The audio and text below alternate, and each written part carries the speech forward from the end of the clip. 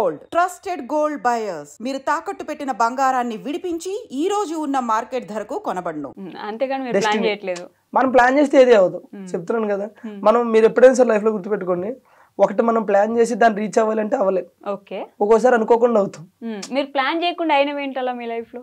నేను ప్లాన్ చేయకుండా అయినవా ఏమీ లేవు, మరి ఇప్పటివరకు ఏమీ లేవు. ప్లాన్ చేసేయనియా అట్లా కదా, అంటే ఈ వీటి గురించి నేను చెప్తుంది. ఓకే, నేను ఐ థింక్ మనం రెగ్యులర్ గా ఏదైనా సరే కష్టపడితేనే మన దగ్గరికి వస్తా, అది వేరు. నేను అంటే ఇవి ఉంటాయి కదా, ఇప్పుడు మనం ఇల్లు కొనాలన్నా పెళ్లి చేయాలనుకున్నా అవి మనం ఏదో అనుకుంటాం, కానీ అది మనకు సెట్ అవ్వాలనుకున్నప్పుడు అవుతుంది. నేను ఒక టైంలో ఇల్లు కట్టాలి కట్టాలి కట్టాలని ఎప్పుడు మేము చిన్నప్పటి నుంచి అనుకుంటానే ఉన్నాం, కానీ అప్పుడు మా దగ్గర డబ్బులు లేక మేము కష్టపడలేక సో అది అక్కడ ఎప్పుడైంది అయినప్పుడే అయ్యింది. సో పెళ్లి కూడా అంతే. ఇప్పుడు మా పెద్దమ్మ అబ్బాయికి కానీ వాళ్ళకి కానీ పెళ్లి చేయాలని ఒక 40-30 సంబంధాలు చూశారు, కానీ ఎక్కడ సెట్ అవ్వాలి అక్కడే సెట్ అవుతుంది. పెళ్ళు ఇల్లు ఈ రెండు అవి అవ్వాలనుకున్నప్పుడు అవి అవుతాయి అంతే. ఇల్లు కట్టి చూడు, ఇల్లు కట్టి చూస్తుంది ఆల్రెడీ ఇల్లు కట్టి. నేను అదే అక్కడికే వెళ్తున్నా ఇప్పుడు. నేను బొప్పలపల్లి వెళ్తున్నారా? మీరు జబర్దస్త్ మానేశారు అనుకున్నాను, లేదు ఇక్కడ వేస్తున్నారు. నా నరాల్లో జబర్దస్త్ ఉంటది, నరాల్లో కొన్ని నరాల్లో సాంగ్లు ఉంటాయి అప్పుడప్పుడు. ఓకే, సో ఇందాక ఇంటర్వ్యూలో చెప్పినట్టు ఒక అమ్మాయి తన కళలను సాకారం చేసుకోవడానికి కష్టపడుతుంటే మంచిగా అనిపిస్తుంది అని చెప్పి, మీ ఇల్లు స్టార్టింగ్ లో అత్తగారి ఇల్లు అని చెప్పేసి ఒక రీల్ చేశారు, ఒక వీడియో. అది మా ఇల్లు, తర్వాత వాళ్ళ ఇల్లు కూడా చేశారు కదా, ఎందుకు చేయలేదు? చేశారు.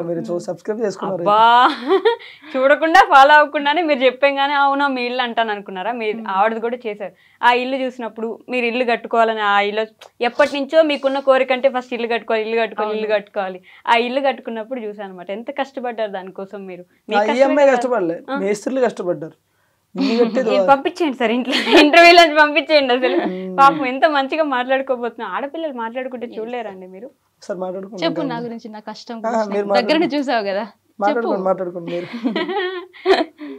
అంటే ఇప్పటికీ కష్టపడుతున్నా.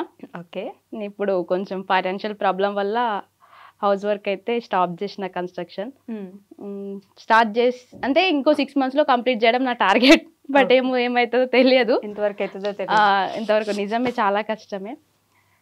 బట్ స్టార్ట్ చేశారు, ఎట్లయినా సరే చేసేద్దాం అంటే. నేను స్టార్ట్ చేసేటప్పుడు నాకు ఏంటంటే నేను చేస్తానో చెయ్యలేనేమో అని అనుకున్నా, బట్ తిని దగ్గరుండి అవుతుంది నీతో నువ్వు చేయగలని చెప్పేసి చేశాడు. మధ్యలో నాకు కొంచెం ఫైనాన్షియల్ పరంగా కూడా నాకు అవ్వకపోయినా కూడా నాకు దగ్గరుండి హెల్ప్ చేసిండు. So thank you. జనరల్గా ఏమంటే మన కష్టమే మనకి ఎప్పుడైనా సరే రిజల్ట్ ఇస్తుంది. జీవితంలో ఎప్పుడో ఒకసారి అదృష్టం వస్తుంది, మనకి ప్రతిరోజు కష్టం మన వెనకాలే ఉంటుంది. సో దానికి అదృష్టం ఇల్లు రూపంలో వచ్చింది. బట్ నేను చెప్తున్నా కదా, మా జబర్దస్త్ మొత్తంలో అంటే మా బ్యాచ్లో, నేను మన ఈ బ్యాచ్లో అందరికంటే పెద్ద ఇల్లు ఎవరిదంటే దీనిదే. తెలిసి తెలియక అయిపోయింది, అది నాకు క్లారిటీ లేదు ఫస్ట్ ఆఫ్ ఆల్. ఓకే, అంత పెద్ద ఇల్లు బేసిక్గా మావన్నీ అంటే 2 double bedroom అట్లా అయితే వీళ్ళు 3 bedroom. ఓకే, సో తన కష్టం రీచ్ అవుతుంది. సో ప్రజెంట్ వెళ్ళేదారిలో అడ్డంకులు వస్తూ ఉంటాయి, చిన్న ఫైనాన్షియల్ ప్రాబ్లం, అవి కూడా సర్దుకుంటే అయిపోతాయి, ఏం లేదు అయిపోతాయి అంతే. బట్ బాగానే కష్టపడి సంపాదించి కడుతున్నారు మొత్తానికి. చెప్తున్నా పాపం కష్టాన్ని ఒకటే నమ్ముకుంటుంది అన్నమాట ప్రతిరోజు. అంటే సంపాదించాలంటే ఎలా అయినా సంపాదించచ్చు ఈ రోజుల్లో, అది మాత్రం. కాకపోతే పాపం తను యూట్యూబ్ అవి చేసుకుంటూ ప్రమోషన్లు చేసుకుంటూ కొన్ని ఈవెంట్లు వచ్చినా సరే తనకు కంఫర్ట్ లేకపోతే వెళ్ళదు, కొన్ని ప్రమోషన్లు వచ్చినా సరే కంఫర్ట్ లేకపోతే పోతుంది. ఓకే, అంటే నాకు నీడ్ ఉంది, వెళ్తే ఏమవుతుంది చేస్తే ఏమవుతుంది అనే టైప్ కాదు. ఈ రోజు కాబట్టి ఇల్లు రేపు కట్టొచ్చు, మన ఏమంటారో ఆ సెల్ఫ్ రెస్పెక్ట్ అనేది ఒకటి ఉంటుంది, దాన్ని పోగొట్టుకోవద్దు, ఆ మనసును చంపుకొని వెళ్ళొద్దు అనే టైప్ మాట. సో అందుకని కష్టపడుతూ ఉంటాను. అదే వస్తుంది, అది కూడా కంపెనీ సర్చ్ మీరు నేర్చుకున్నారే ఏంటి అలానే అనుకోండి. కాదండి, మీరు ఐ థింక్ శ్రీదేవి డ్రామా కంపెనీలో అనుకుంటా నా యాక్టింగ్ కెరీర్ నేను ఆపుకోవాల్సి వచ్చింది కొన్ని రోజులు అని అన్నారు. అప్పుడు నాకు ఇంకా గుర్తుంది. నాకు అదొక్క క్వశ్చన్ కి ఆన్సర్ కావాలి, ఎందుకని? మీరు ఇంటర్వ్యూకి వచ్చే ముందు అన్ని చూస్తారా లేకపోతే ముందు నుంచి అన్ని చూస్తున్నా? నేను అప్పటి నుంచి ఫాలో అవుతాను కాబట్టి గుర్తుంటాయి, ఇప్పటికిప్పుడు చూస్తే గుర్తుండవు కదా అన్ని. గుర్తుండవు కానీ ఎందుకు నాకు నమ్మకం రావట్లేదు. నమ్మకపోతే నేనేం చేయను. చాలా మంది ఎక్కడ ఏం చెప్పారు చెప్పుకుంటారా మీరు అప్పటి నుంచి?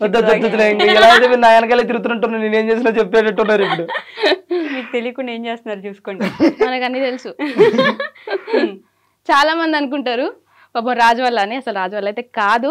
నేను ఆగిపోవాల్సి వచ్చింది కొన్ని పరిస్థితుల వల్ల అంటే అది చెప్పొచ్చు చెప్పకూడదు నాకు తెలియదు, బట్ టైం వచ్చినప్పుడు చెప్తాను అంతే. అంటే చాలా పెద్ద రీజన్. పెద్ద రీజన్. సరే ఏడవకండి మీరు ఇప్పుడు. నాకే తెలియదు రీజన్, ఆగిపోవాల్సి వచ్చింది అంతే. ఇదేంటి మళ్ళీ అలానే ఉంటది. బట్ ఈయన ఎప్పుడు నేను తన టీంలో చేయడం ఇష్టం, తనకి చాలా ట్రై చేసిండు బట్ అవ్వలేదు. సో లైట్ అంతే. ఓకే, మనకి అది కాకపోతే ఇంకొకటి అంతే, అలా సెట్ అవుతూ వచ్చింది. నిజంగానే దేవుడు రాసి పెట్టినట్టున్నాడు కదా మీకు అట్లా. అది కాకపోతే సాంగ్స్ చేసుకో, సాంగ్ కాకపోతే ప్రమోషన్స్ చేసుకో, ప్రమోషన్ కాకపోతే ఇంకోటి చేసుకో అని చెప్పేసి ప్రమోషన్స్ బాగా చేస్తున్నట్టున్నారు. కష్టపడే తత్వం ఉండాలి కానీ ఎక్కడైనా బతకొచ్చు. ఓకే, నేను అడిగిన దానికి ఆన్సర్ చెప్పు. ప్రమోషన్స్ బాగా ఏమి ఉండదండి, ఏ వస్తే చేస్తాం అంతే. మేము ఎక్కువ యాక్టివ్గా ఉన్నాం సోషల్ మీడియాలో, ఒకవేళ ఉంటే మంచిగా వస్తాయి ప్రమోషన్స్. అట్లా లేదు, యాక్టివ్ బాగానే ఉంటాయి. అదే కదా, మనం 1 వీక్ ఉంటే తర్వాత మళ్ళీ గ్యాప్ తీసుకుంటాం. మళ్ళీ యూట్యూబ్ లో మీరు ఎంత కాన్స్టెంట్ గా ఎంత కంటిన్యూస్ గా వీడియోస్ పెడతారో తెలుసా? వామ్మో, నేను పెట్టట్లేదు ఈ మధ్య. నిన్న కూడా పెట్టినారు మిస్ యూ రాజు. అదే వీడియోస్ చేసుకున్నావు అయితే నువ్వు. ఇప్పుడు ఈ మధ్య పెట్టట్లే, ఫ్యాన్స్ కూడా ఫీల్ అవుతారు. అంటే నాకు ఉన్నారు కొంతమంది ఫ్యాన్స్, నన్నుగా ఇష్టపడే వాళ్ళు. అది దేవుడిచ్చిన. అట్లే సోషల్ మీడియాలో మీరు అన్నట్టు యాక్టివ్ గానే ఉంటాం కానీ ప్రమోషన్స్ అనేవి వచ్చినాయి చేస్తాం అంతే. కొన్ని కంఫర్ట్ లేకపోతే చెయ్యి. ఈ మధ్యలో ఎవరో అవి ఇవి అని అన్నా సరే నేను నాకు ఒప్పుకొని కొన్ని వస్తున్నాయా మీకు ఈ ప్రమోషన్లు కూడా? మనల్ని మూసేపిచ్చే ప్రమోషన్లు ఏమైనా వస్తున్నాయా? వచ్చినాయి. నాకైతే దగ్గరగా ఒక 5-6 వచ్చినాయి. అందులో ఒక 10-11 సార్లు పెట్టాడు, దీని గురించి చెప్తారా అని చెప్పేసి. ఆ పేరు చెప్పకూడదు కానీ అది నేను చేయనండి అని చెప్పి. ఓకే, ఈ మధ్య నాకు అనిపిస్తుందో అందరికి అనిపిస్తుందో తెలియదు కానీ జబర్దస్త్ అసలు పూర్తిగా పడిపోయింది, ఎవరు చూడట్లేదు, అంత ఇంట్రెస్ట్ ఎవరికి లేదు ఇప్పుడు. అప్పట్లో జబర్దస్త్ అంటే ఎంత వెయిట్ చేసి చూసారో, ఫ్రైడే, గురువారం, శుక్రవారం ఎంత వెయిట్ చేసి చూసారో, ఇప్పుడు అంత లేదు, అసలు ఎవరు పట్టించుకోవట్లేదు. ఎంతవరకు నిజం అంటారు? దీనికి నేను ఒకటి చెప్తాను. ఒకప్పుడు జబర్దస్త్ ఎలా ఉందో ఇప్పుడు జబర్దస్త్ అలాగే ఉంది. ఓకే, ఒకప్పుడు జనాలు ఎలా ఉన్నారు, ఇప్పుడు జనాలు అలా లేరు. ఇది రీజన్. మీకు అర్థమైందో లేదు, ఇంకో కొంచెం క్లారిటీ అర్థమైంది. జబర్దస్త్ అప్పుడు ఎలా ఉందో ఇప్పుడు అలానే ఉంది, జనాలు అప్పుడు ఎలా ఉన్నారు ఇప్పుడు అలా లేరు. సో ఒకప్పుడు ఏంటంటే జబర్దస్త్ స్టార్టింగ్ వచ్చిన టయానికి ఏ ఛానల్లో కూడా ఎక్కడా కూడా కామెడీ షో అనేది లేదు. జబర్దస్త్ ఒకటి కామెడీ షో. న్యూస్ ఛానల్లో న్యూస్ చేసేవారు, సీరియల్స్లో సీరియల్ చేసేవారు, ఏదైనా ఈవెంట్ వస్తే ఈవెంట్లు చేసేవారు, సింగింగ్లో సింగింగ్, డ్యాన్స్లో డ్యాన్స్ తప్ప ఇంకోటి లేదు. ప్రజెంట్ జనరేషన్ ఎలా అయిపోయిందంటే న్యూస్ ఛానల్లో కామెడీ, డ్యాన్స్లో కామెడీ, సింగింగ్లో కామెడీ, సీరియల్స్లో కామెడీ. ఈ కామెడీ సరిపోదన్నట్టు ఇన్స్టాలో కామెడీ, రీల్స్లో కామెడీ, మా వ్లాగ్స్లో కామెడీ. ఇంత కామెడీ పెరిగిపోతే అంటే జనాలు అప్డేట్ అయ్యారు. అప్డేట్ అయ్యి 30 సెకండ్స్లో నవ్వాలి. ఇప్పుడు ఏమంటారు, జబర్దస్త్లో కామెడీ ఎంత ఉంటుందో ఇన్స్టాలో రీల్స్లో కూడా కొంతమంది క్రియేట్ చేసే కామెడీ అంత బాగుంటుంది. లైక్ 30 సెకండ్స్లో మనం నవ్వుతాం.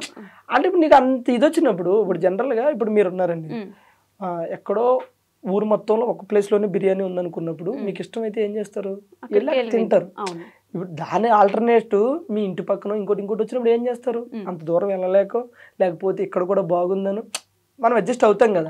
సో ఇప్పుడు జనాలు ఎలా అయిపోయారంటే, ఒకటి సోషల్ మీడియా అనేది పెరిగింది, ఇంకోటి ఓటీటీ ప్లాట్ఫామ్స్ ఎక్కువ వచ్చినాయి, ఇంకోటి ఏంటంటే ఇంప్రూవ్ అయిపోయారు, అప్డేట్ అయిపోయారు అందరూ. సో వీళ్ళందరూ ఎప్పుడు ఫోన్ ఉంటుంది చేతిలో, net balance free, data 4G recharge 5G recharge చేసుకుంటే అయిపోయాయి, ఇక్కడ చూస్తున్నాం నవ్వుతున్నాం అయిపోయాయి. అక్కడ నవ్వు ఇక్కడ దొరుకుతున్నప్పుడు మనకు అంత ఇంట్రెస్ట్ రాదు. మీకు అర్థమవుతుందా? కానీ జబర్దస్త్ అనేది చెప్తున్నాను కదా, ఎప్పుడు అలాగే ఉంటుంది తప్ప ఏం పడిపోలేదు.